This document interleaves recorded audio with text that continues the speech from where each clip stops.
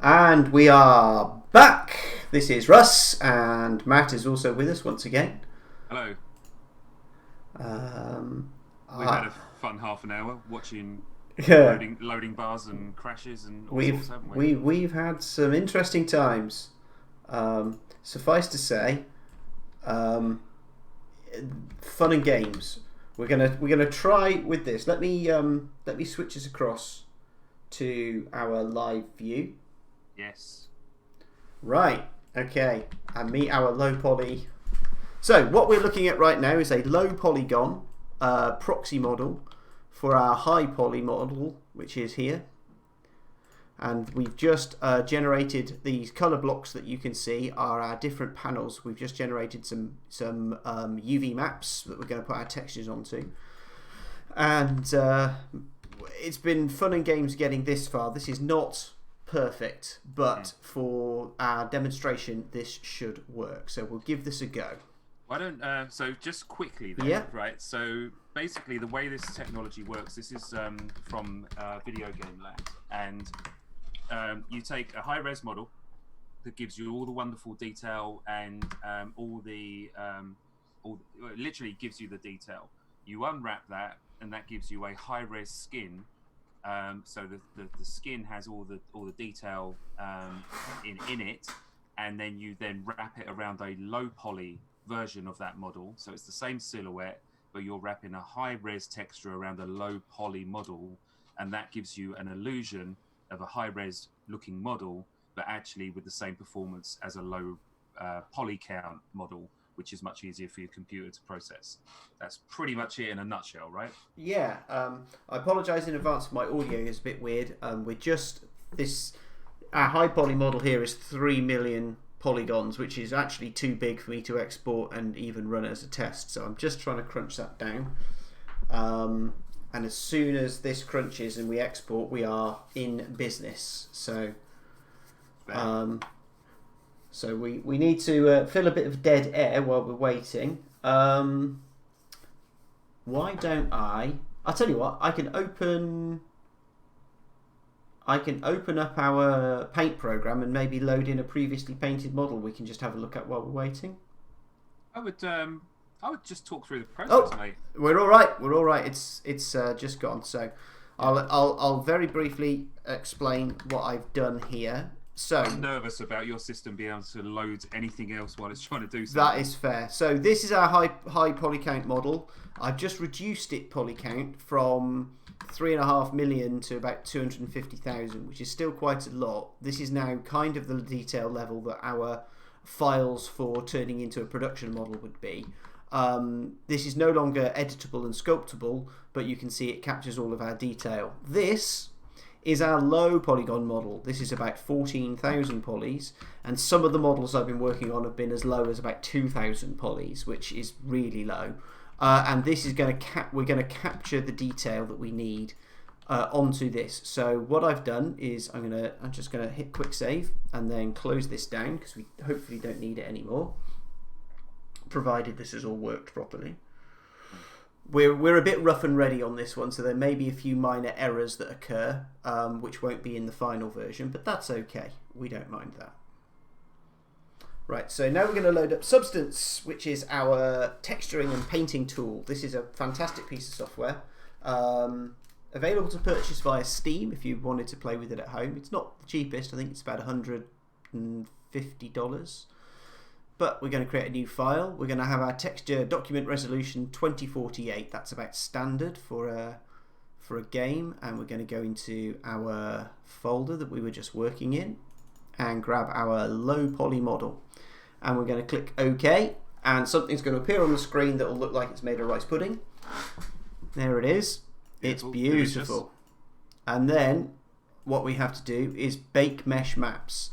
So this is where we select our high detail model, and this is now going to read and create our textures on top of our mesh. And provided we've done everything correctly, it's going to generate detail maps, shadow maps, lighting maps, curvature maps, thickness maps, everything we need. So we click OK, and we now have all of our detail. You can see our skulls in our eyes and the chips in the teeth on the model as if it was the fully detailed version.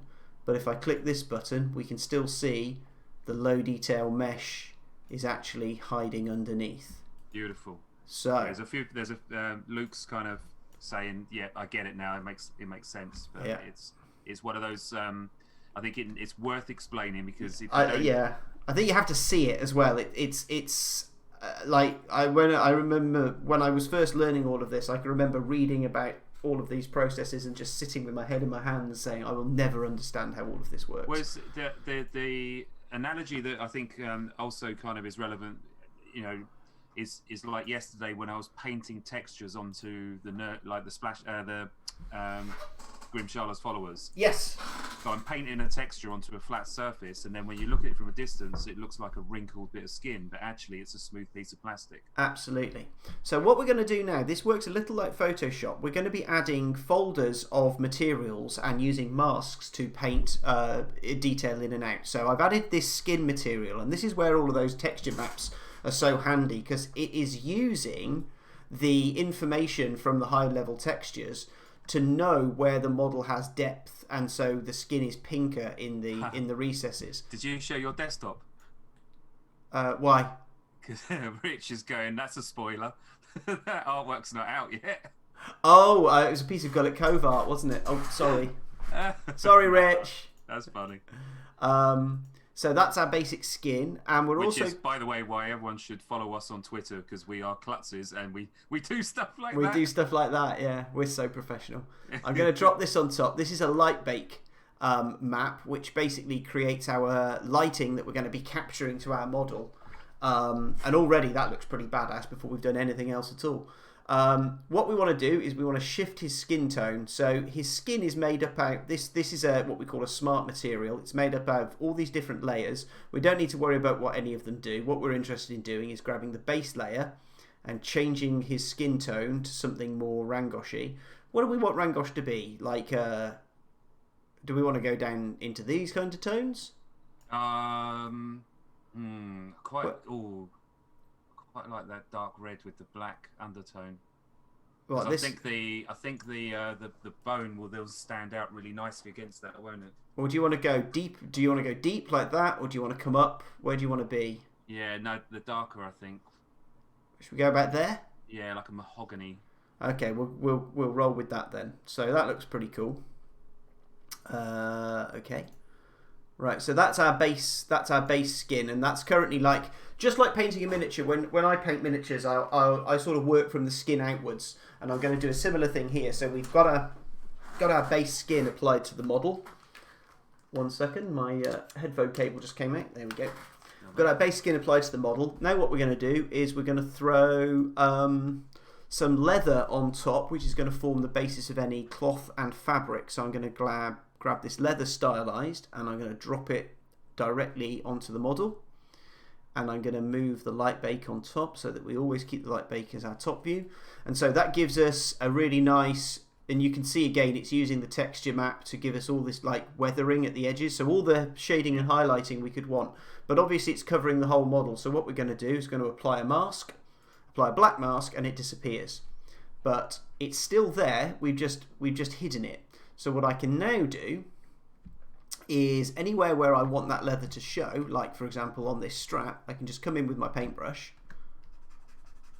and whack it back in by unmasking that area, like so. Lovely. And anyone who spends any time painting miniatures, wouldn't it be a dream if you could paint like this and just have all of that highlighting and shading just instantly appear? Oh, we're a bit in shadow here, so I'm just going to move our light source around, because all of this is fully interactive lighting. So I can just bring the light round, paint this in. Yeah, no, that would be wonderful if we could paint like that. Yeah. And well, to be fair, contrast paints aren't a million miles away from that. That is true. That is very true.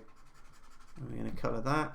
Right, we're going to go at this at a fair old tick. We would spend a little longer if we were doing this for real, as it were. Yeah. The version that if we put this guy into our digital game, I will go back in and do a proper job. But tidy him up.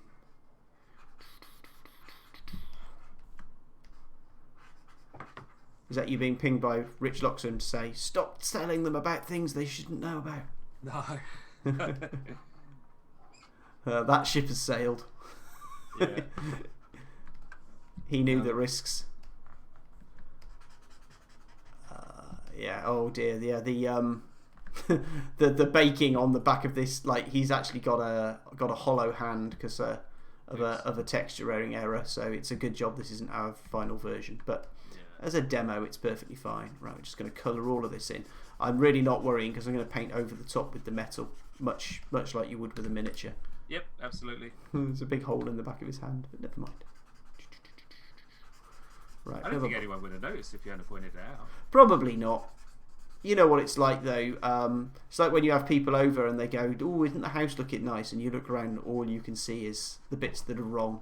You only ever notice the mistakes when it's your own thing, don't you? Yeah. Right. Okay. And then. Did I ever tell you about my my house selling faux pas that I committed? No. So we're selling the house, and I'd got to the point where I was getting annoyed with the estate agents, so I stopped them coming around. I said, "Look, I can sell my house better than you can. Just send me the people." Right. And we'd done a long day of showing people around, and we were on about the 7th or the 8th couple in that particular day. Right. And there's only so much you can, it's a 3 up, sort of 2 down, 3 down style house. Yeah. There's only so much you can kind of talk about. So I was kind of like just mixing up my scripts, and one of the scripts that failed the wife test was when I opened the door to the master bedroom. I said, "And here's the master bedroom, which is where the magic happens." And they're just like looking at me going, "You are such a dick."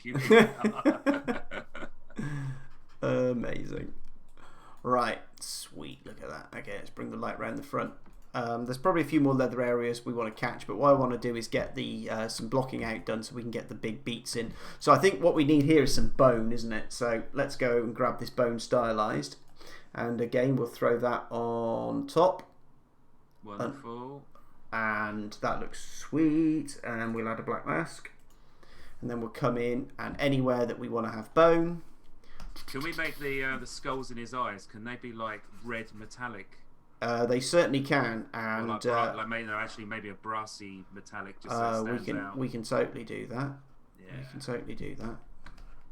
Yeah. So for those of you who weren't in the last stream, we hit upon the idea of of skulls for eyes, and amazingly it worked. Yeah. It had no right. Yeah, it had no right to work, and yet it did so well. So we'll paint the skull in, and then we'll go back in and do the brass. And I'll show some additional levels of detailing we can add in a minute. Because actually, if we're going to go skull face, then we could probably go back to bright red eyes, couldn't we? And if we're just doing this digitally as well, we can actually put an emitter on this and make them shine in the actual platform. We can. We certainly can. In fact, I'll add an emissive channel so we can paint glowing light directly onto the surface of the model in a minute. Sweet. So is that effectively like when we're painting minis and doing OSL? Yeah, except it'll be calculated for us because it's digital, and so it's trying to help us as much as it can. I want to deepen the shading across the entire model, so I'm going to add a fill layer that's just going to affect our color, and then we're going to add a something called a generator to this, and our generator is also just going to affect color, and we're going to choose ambient occlusion, which is a shadow. And we're going to set this to multiply, which any Photoshop fans will know is darkening only, and that's just going to deepen all of our bone areas really nicely. Nice. Cool. Right, let's go back to our map. We'll get this skull painted in, and then we'll do a little bit more. We will throw. So what I want to do is I want to get the bone in, get the horns in, get the metal in, and then we'll throw some detail on here. That sounds like a party I'd like to go to. What? Get the bone in, get the horn in, and the metal. Okay.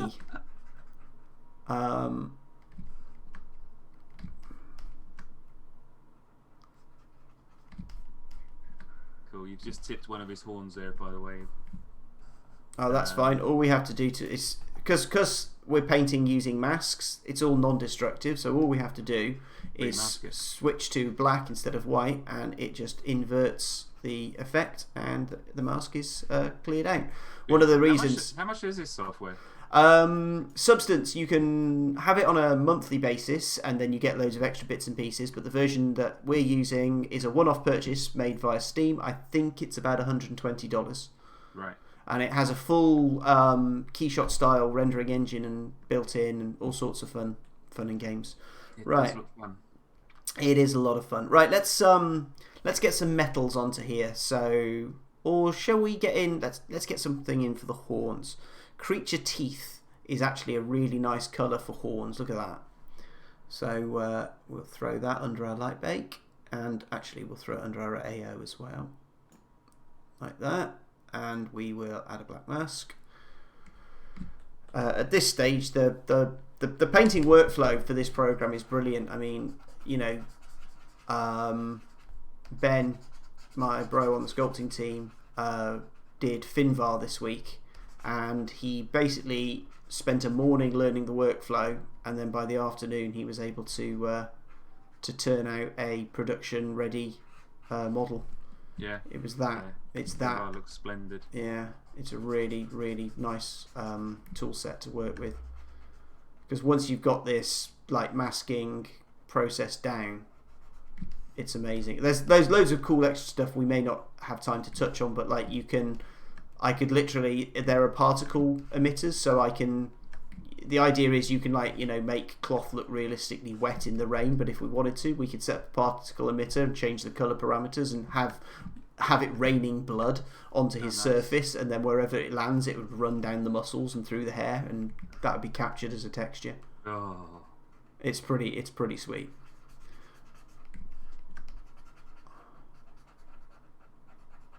But one of the things that we've been doing as we've worked on the Champions for the digital release is we've been referencing the official paintwork that we've had done on the models for the studio paints. Yeah. But then we've been able to do like Studio Paint Plus, because obviously there are things we can do digitally that just aren't possible on a miniature. Like Nia's staff glows in a sort of like repeating, like cycling pulse. Like glows on and glows off, and you know, it's little things like little visual flourishes that you know are just going to add a little bit of extra depth and dimension to it all.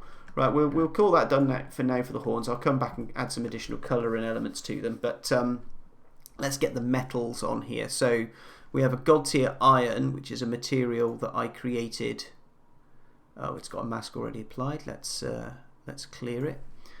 This is a material that we created that we found works really well at scale. So anything that we want metallic, same process again. We just bang this in.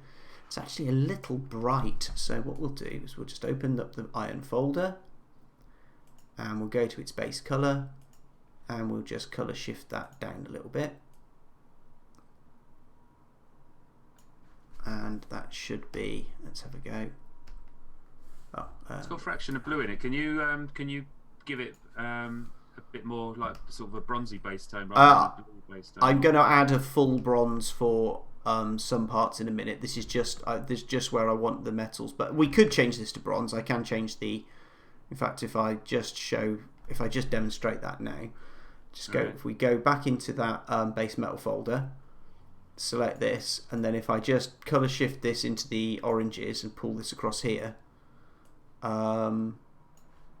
You can see, if I zoom in, you can see it changing, but because it's only the base color, it only affects certain parts of the overall effect. Right.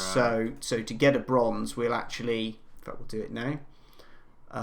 We'll come back to you. So let's just do that, and then let's throw this into here.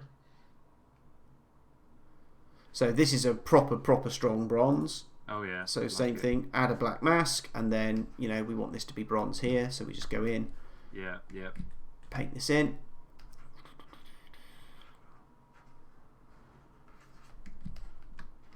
One of the things that's kind of nice as well is if it's tricky to work on the model, I can come over to this this side where I've actually got this is the texture map laid out flat that we were talking about, and I can paint, if I want to, directly onto this. So sometimes when you're trying to get into those hard to reach bits where arms are close to torsos, this can be a much more efficient way of getting elements colorized. What's interesting is you look at that is a flat texture. Yep.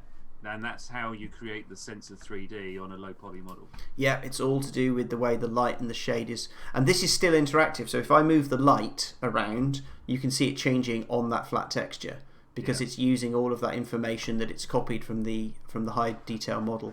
It's a very, very clever piece of software. I think it was bought by Adobe this year. There's a little bit of chat asking whether it's part of the Creative Suite. It is not, sadly. I hoped it was, but no.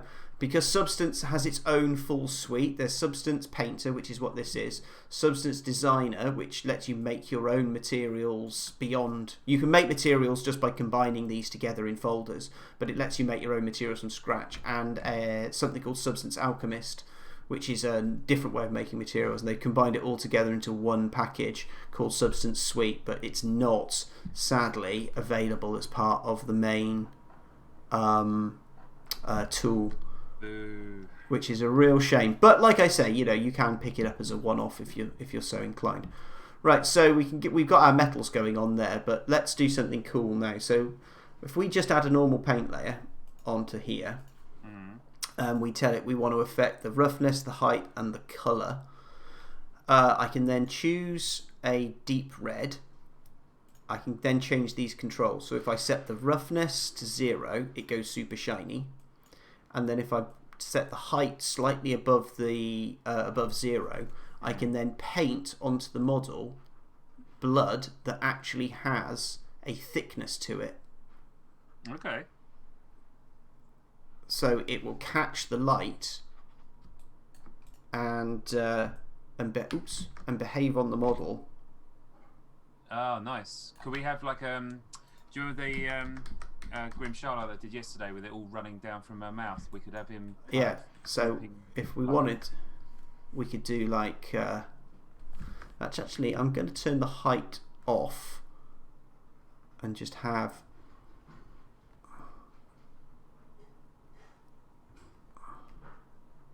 Okay, that's cool. Now this is where we could use that particle system I talked about and have it do this automatically, but it's kind of... I kind of have a real thing for going in and painting all the drips in myself. I like having that control. Yeah.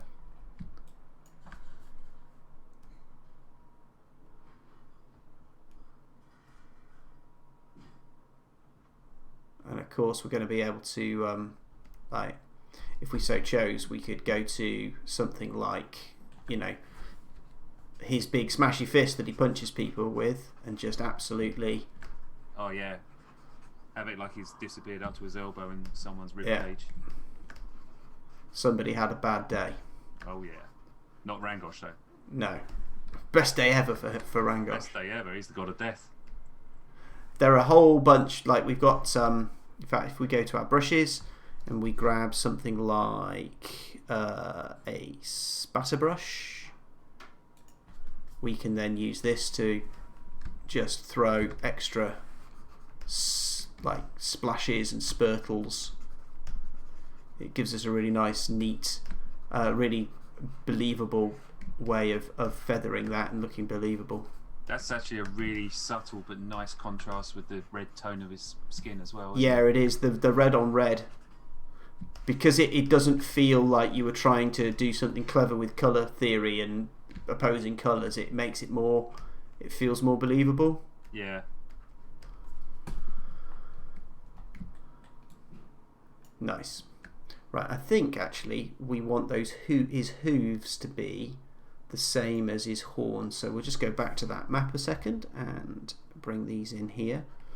They'll be darker than the horns up above, because one of the things, that light bake that we apply at the top, I can turn it off and on and show you, is it's adding a gradient of lighting up and down the surface of the model,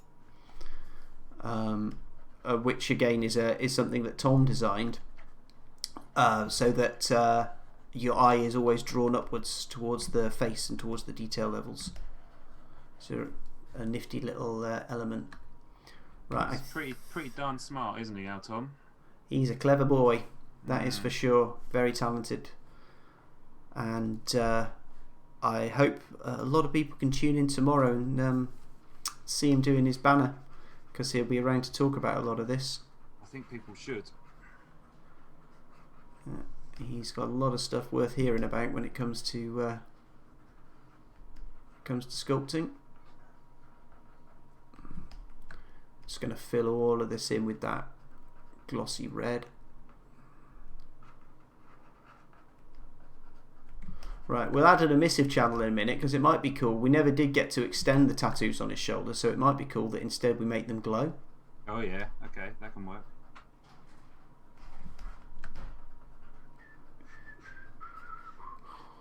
Happy little bloodstains. Someone referred to watching me sculpt the other day as needing a bit of time with Bob Russ, which I thought was quite funny. Beautiful. Less hair though. Yes, but a lot less. Less hair than almost anybody you care to mention. Right, let's just move the interactive light around a bit and see what we're getting here. Everyone's super. I think people are slightly in awe of this, because we're all sitting here watching this going, dang, if I could only paint minis like this. I know, right? It would be so good. Right, so texture set settings, we need to add a channel, and we need to add a emissive channel, which means that now we can create a layer. Actually, we can probably do this on the same layer that we're working on. So if we go to the shoulder, so now we can turn on the emission layer as well. And what colour do we want his... Right, so this is going to be interesting, because we could go Hollywood and make it like that kind of cyan blue, couldn't we, if we really wanted to push an opposite? Do you know what I mean? Yeah. But I don't know if... why don't we have a look at that and see what that looks like with that kind of Hollywood opposite cyan blue. Yeah, something like that. Okay, and then we're going to want... It might be too much, in which case we might go to something else, but... Let's get in there and give it a go. Do you know what I mean? It could be nice for like a real sort of opposite. It's going to have a very bright quality, because it's actually... it's going to look almost like pure colour, but this is... were we to then put this into our game engine and really ramp it up, this would be a light source. What might be fun is to do this and then fill the very edges back in with our deep red, so we get that contrast. Right, we'll get a little bit filled in, enough so that we can sort of sit back and just as a tester, yeah, see what we think. Well, we'll fill in these two shapes and this big one, and that should give us enough. Yeah, because you can always just do a slider on the color, can't you? Or not? No. Oh, okay. But it's fine. I can. I'll have a think. There's ways and means. Sure. Worst case, we'll just repaint. It's a couple of minutes worth of side quest, wasn't it? Well, it's all part of the fun of the fair. I love zooming in like this and seeing the way all of the edges are being caught by that lighting. It just looks like a painted, like, you know, I've sat there and carefully applied my oranges to my browns and built up my tones. That could be the next colour to try if we don't like the cyan, is like a really bright orange. Yeah, rich, fiery orange. That could be the way to go as an alternative. Yeah, so it's a bit more like Hellfire kind of vibe. Right, let's take a step back and see what we think. I don't know, chat. What do you reckon?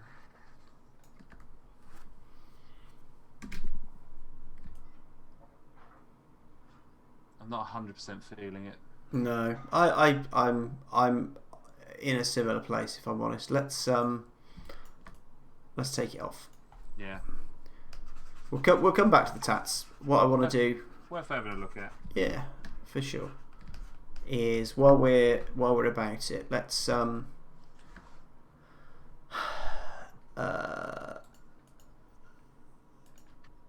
let's get our brush again, and we're just going to affect color, and I want to pick a lighter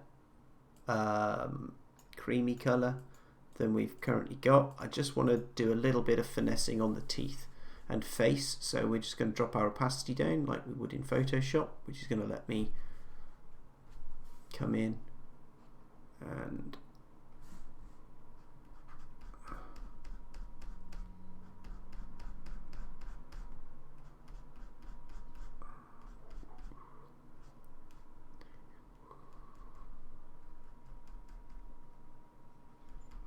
okay, this is I've found myself using the same sorts of painting techniques I'd use on miniatures, being selective with where I apply highlights versus shade, and leaving dark patches showing, using dot highlights. Yeah. All of the same tricks are really effective at just sort of finessing this stuff. Yeah, there's a few people kind of saying it'd be cool to sort of test paint schemes out before you actually commit to it on a model, which is a good idea. Oh, absolutely. I mean, if there was some sort of way of, like, my dream would be that you had some sort of way of loading a model like this to a browser-based app that anybody could then try color schemes out and stuff, but I'm describing a program that, as far as I'm aware, literally does not exist, but it would be really, really cool. Really, really cool. I know that the great white hope for a lot of people is that one day you'll be able to 3D print models like this in colour. One day you're going to have to be able to do that, aren't you? Oh, it's coming. It's bound to be coming. Yeah. Without a shadow of a doubt. Right, let's get a bit more of that leather in. Right, I think we're at the point now where I'm just going to be able to sort of go around the model and tweak it. So we're about halfway through our session, so I think at this point we are taking requests really for colours, ideas, like we've got the cloth elements to do, detail we can paint in, just getting the model ready, and then hopefully ending up with something as a finished piece that we can spin around on our turntable. Yeah. So yeah, looking at chat for any ideas that you want to see us trying out. So at the moment, you've been painting. Effectively, you've been putting a color down, and in some places with a metallic, like a bit of a texture. Is there other textures you could put down? Like, for example, could you put down like a scaly skin or knobbly skin, or maybe a rust kind of effect or something? Yeah, so we absolutely can. I mean, there are a whole bunch of additional materials that we can play with. One of the things that we could do, let's say for our iron, we wanted it to be much more rusty than it currently is. We go into the iron folder, go to our materials, and we can drop a rust into that folder. Okay. It's only gonna affect that particular texture. Oh, that's the plan. Okay. Why is it affecting everything? Because it's not inside the folder. I missed. Boom. That would be why. Let's put that in there.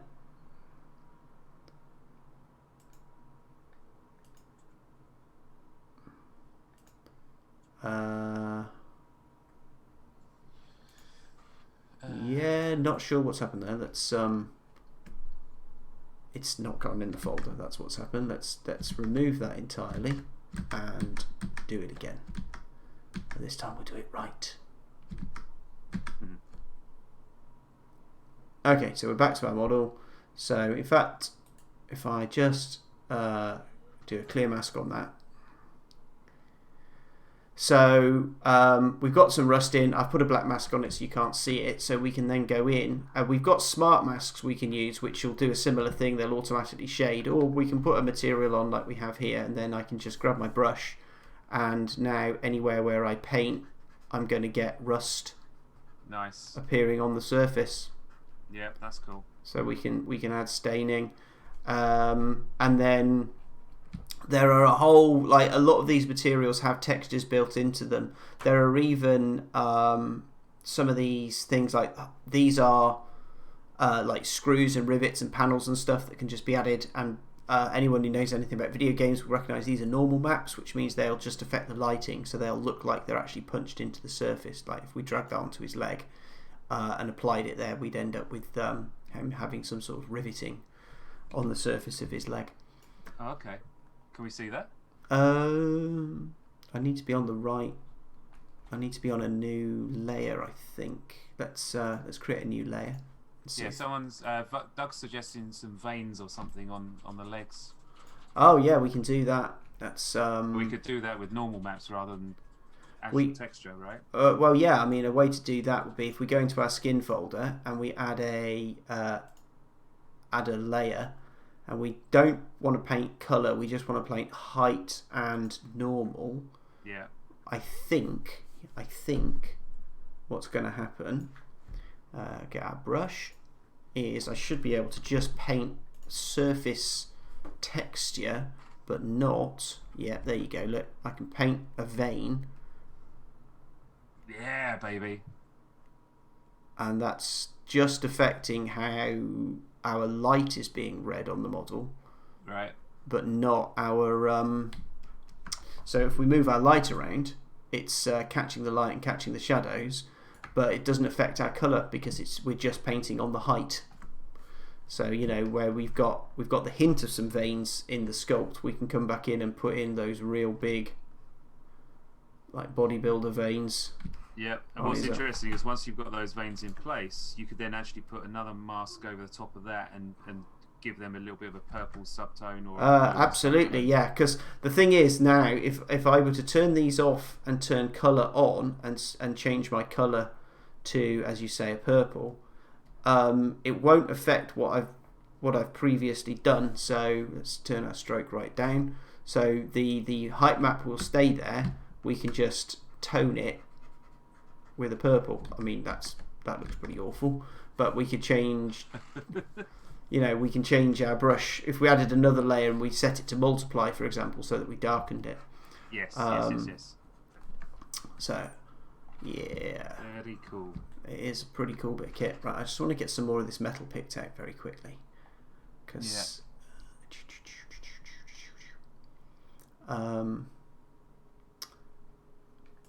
yeah, we've been basically working through this process for all of our demo champions. So we currently have a Titus, Finvar, Nia, and Morrigan are painted. We also have the followers are done for Titus. He's looking they look really cool. Nia's quartzlings look amazing. Finvar, like the Finvar's elves are based on the box art and the studio color scheme, and they just look so cool. Grimgut. I love Finvar. Yeah, I know you're a big Finvar fan. I mean, you know me, I love Grimgut, and my last thing I was doing Friday before we finished for the week was painting up, doing my Grimgut paint, and I've got all of the Wretchlings are ready for me to import and start painting them. So I'm really looking forward to getting on and doing those. Yeah. The only thing we haven't done yet is banners. I may implement banners slightly differently just for the online play to save ourselves a few 3D models. Okay, yeah. Well, because it comes down to performance, doesn't it? It does, and very much I want to make sure the most people as possible who want to experience the game using the browser system can do so. Yeah. And give it every opportunity to run on mobile as well. Absolutely, yeah. Although these days, I mean, like, my mobile phone is significantly more powerful than my first two PCs. Well, have you seen the advert that Apple were pushing out about the iPad? They reckon it's like £800 and it's more powerful than your average laptop. Oh, is that the new one that's got like a trackpad support thing, so you can use it like a laptop now. You literally buy a keyboard to kind of plug into it, and it's effectively a decently spec laptop. It's an interesting one. I find myself slightly like it feels like they're taking away the thing that made the iPad a thing in the first place. But you know, I'm not multi super trillion billion squillionaire, so clearly I don't know what I'm doing and they do. But,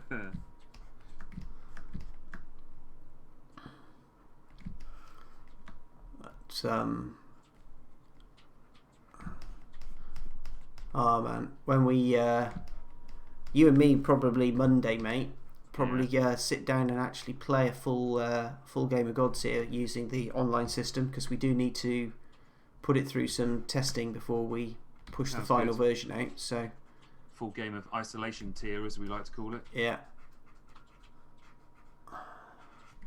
I do think once we get it up and running, streaming games and trying to, look, tabletop games is never going to be as fast or dynamic as some esports, but there is a huge appetite for people to watch games being played. And I think so, and a lot of it's to do with getting the right user interface. I mean, I think one of the reasons that the X-Wing miniatures game became so popular was because it was because its board state was quite clean and individual and readable at distance. Yeah,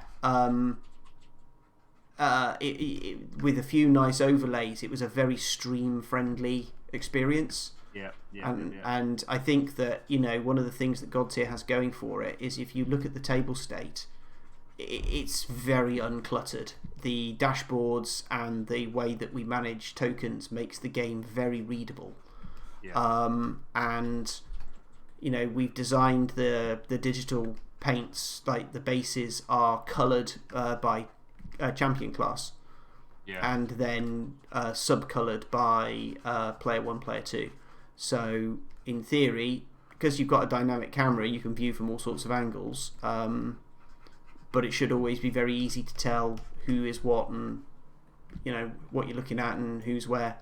Yeah. Is it possible to with Tabletopia, is it possible just to take an observer role in the software and control the camera but not affect the gameplay that's going on? I don't know. I haven't seen that option. I'm not saying it isn't there. I'm just saying I haven't seen it. It hasn't been something I've been looking for. If it isn't, if the virtual game will have sound. It probably won't do. It's a virtual tabletop at the moment, but you can make your own sound in chat. Yeah, the virtual game has the function to produce basic sounds, like when you pick up the dice, they rattle. When you move a token around, it makes a little whooshy noise. There is what's called the music box function, where we can add in the ability for it to play music, so we could have ambient background music. The problem with that is, if we assume that the average game of Godtear is between 45 and 90 minutes long, which I don't think is an unreasonable statement. I think so. It might be slightly longer online just because of the interactions. Putting enough music into the game in decent bitrate format that means that doesn't get repetitive. I did look at it yesterday, and I worked out that my music data for 45 minutes of non-repeat play was actually more than all of the other data combined for the entire project. Oh wow! So it's possible, but again, it's not necessarily optimal. It's something that is on my roadmap for if we can do it with the more fully featured version, but within the tool set that we have in Tabletopia, I'm not sure it's possible. Right. One thing I thought we could do is just maybe have something that just goes says clash phase or plot phase or something like that. Nice. Because I've got that those epic plot phase, clash phase recordings. That's right. Yeah. But yeah, what you have to think of the Tabletopia build as being is exactly what it sounds like, which is the Godtear experience delivered virtually. So with the one concession that I've made being counters that spin and show wound numbers so that it's a little cleaner than having to constantly move wound tokens backwards and forwards. It is exactly like taking a copy of Godtear out of the box, putting everything at the side of the table, and then picking what you want to play with. So, just as at home, if you wanted sound, if you wanted music on in the background, you'd stick some music on in the background. Same thing. If you're going to play on Discord or you're going to stream it, stick some music on in the background. That'll work perfectly well. Discord is their recommended chat client. If that is your, if that is your thing. Matt and I, we've been using. We've used Skype, we've used Slack, we've recently started using Zoom. Oh, I'm a massive Zoom fan. You're a big Zoom fan. So, really, what extra tools you bring towards the experience will be entirely up to you. But I do think it'll be streamer friendly. And if you stream using something like, I don't know, I mean, we're using OBS at the moment. I'm a big fan of OBS for streaming.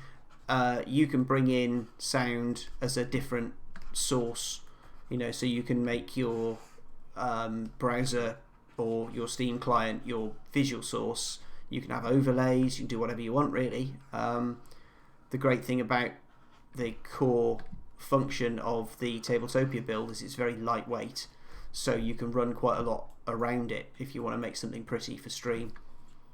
It'd be really interesting, because the one thing that is constantly true is that the community is more inventive and cleverer than we are, and we'll definitely come up with really cool ways to use it that we've not yet thought of. That's very true, and something that gives our development and playtesting teams no end of joy. Joy, yes, that's the word for it. That's the word. Oh wait, you can interact with a model like this. Oh, dolt. They love it. They love something.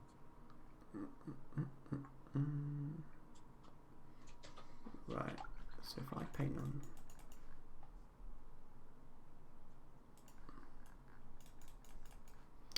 I'm sat here going, why can't I see my brush stroke? And then it's like, maybe because my brush opacity is 8%.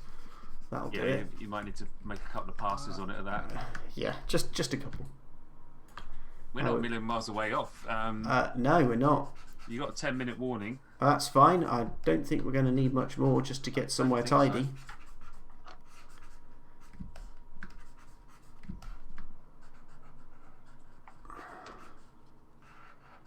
It's your shout, mate, if you want me to pull up any of the other models we've been working on as a little flash. I think we'll keep that as a... Keep our powder dry. Content, yeah. Hashtag everything is content. Yeah, Dave's quite rightly saying that's what happens when you've got 1,000 more games being played than anything that dev or playtesters can do. Yeah. I mean, the fact is that you could spend 18 months doing nothing but playtesting, and on day one of your game's release, the game will get playtested and played more than it has in those 18 months. Yep, 100%. By the end of week one, certainly. Just adopt the philosophy that some game designers have of just don't worry, doesn't matter. Oh, yeah, no, that is never true, by the way. Game rules don't matter, just buy our awesome model. Yeah. Right, he is looking pretty darn cool. Let's do something with the teeth, though, because I feel like they're getting a little bit lost in that face. I would concur. What would you like to see? How do you want me to bring them out? I can. What about some polished onyx teeth? You don't want much, do you? Blimey. Okay. Let's have a think. How we're gonna do that? Let's go into our bone folder. That is the right folder, isn't it? Yes, it is. Right.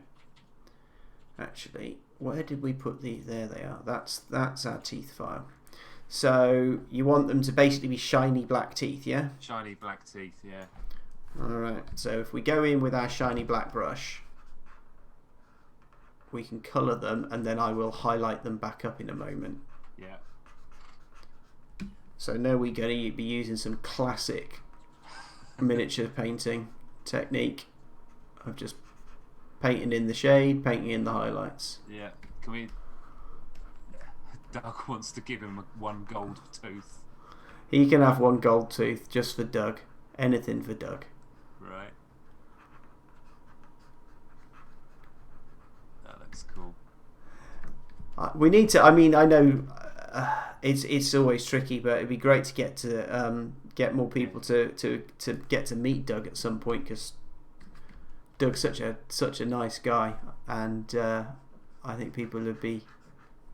Onyx, what is it? Green? Do I highlight with green? Well, someone's suggesting jade, so let's stick with the green. Okay.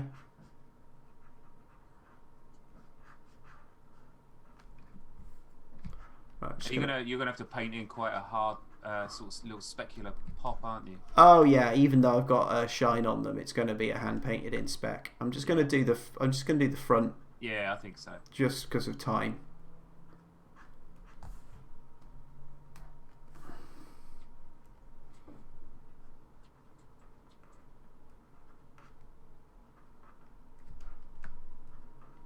Occurs to me that there's probably an opportunity for a sort of very evil version of kind of Coco, sort of Day of the Dead like painting on the skull. Yeah, would look pretty cool. Are you going to go with a single spot of baby? Yeah, one of the things I discovered when I was working on Grimgut the other day is, because of the nature of this, rather than going to white, we just want to go to, because we're working with a. So this is the difference between paint on a surface, which is light reflexive, and paint and colour on a screen, which is light emissive. Instead of going to white, we just want to go to the purest version of the colour within the spectrum, without adding any white black element. I think those top teeth are going to need a single dot of white up in the top right corner of them. You want to catch them up there, don't you? Yeah, but I feel like that needs. Yeah, that's where the light enters the gem. Yeah, we might need to brighten it more, but that looks cool. It does look pretty sweet. I want to almost give the sense of them being a little closer together. So we'll just come in, and now we really are just. This is just like miniatures painting, isn't it? Just noodling. We're just noodling. Right, let's zoom out and see what we got. Okay, no, that works. And then that means that if we did want to go and do the glowing Godtear, we could maybe make that green, maybe a green colour. Yeah, and that could have some emission on it so that it glows as well.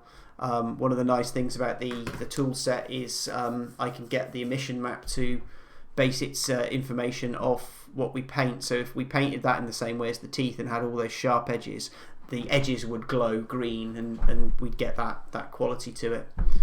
Yeah. So there we go. There's our boy. Let's just bring the light round him so you can see all of that interactive reflectivity. He looks great. He looks great. Happy with that. I think if we had a little more time, we'd throw a bit more detailing, a bit more textural effect on. But I think that's we're in a pretty good place for an hour. Not bad at all. So I reckon we look to kind of wrap this up. We've got a job next week, which is to work out whether we can on how we possibly make this model available. But we're going to carry on working on the digital platform and look to roll some stuff out on that next week. Yeah.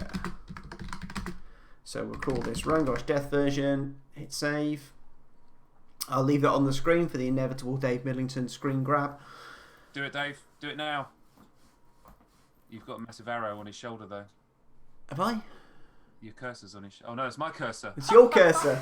Don't worry about that, Dave. You won't get that. It's only consolation. I spent some time when we were in Zoom yesterday trying to close down windows that were on your screen share. Nice. Oh, God, we're so old. Does this technology work again? Oh, dear. Cool. All right, on that note, let's hit the transition button, say goodbye to everyone, and say thank you very much for joining us, and we're going to do many more of these. But in the meantime, check out Sherwin, who is doing some fantastic lore and background, and Tom, who is going to be What is Tom actually doing? He's banner sculpting. There's a poll running at the moment where people can choose which of the 3 champions in the poll he sculpts the banner for. When I checked, Lawsan, I want to say, was winning, but that may no longer be the case. It might be Death Rangosh. It might be Death Rangosh now. the hidden 4th option that no one knew about. Right.